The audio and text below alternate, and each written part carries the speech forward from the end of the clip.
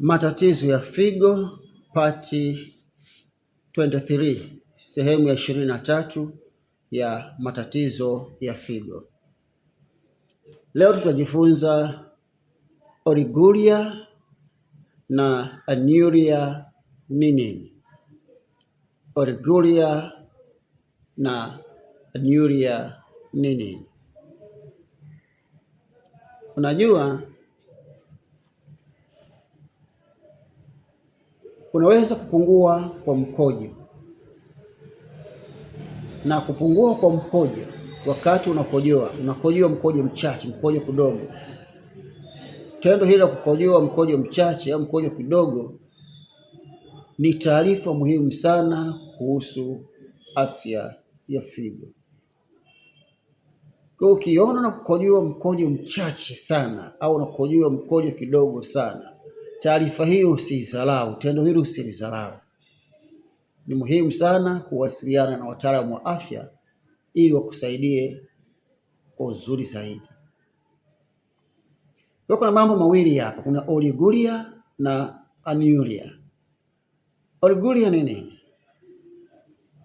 Oliguria hii ni hali ya kutoa mkojo kidogo kuliko kawaida. Kutoa mkojo au kukojoa mkojo mchache kuliko kawaida.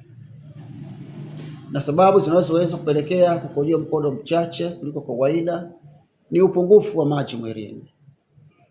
Tulijifunza kuhusu somo la upungufu wa maji mwilini. Lakini pia sababu zinaweza kuchangia kukojoa mkojo mchache ni matatizo ya figo.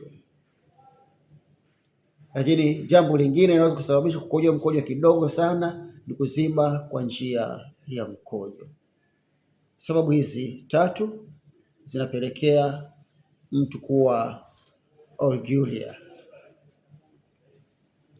Na anuria ni nini? Anuria sasa ni nini? Hii nayo ni hali ya kutotoa mkojo au kutoa mkojo kidogo sana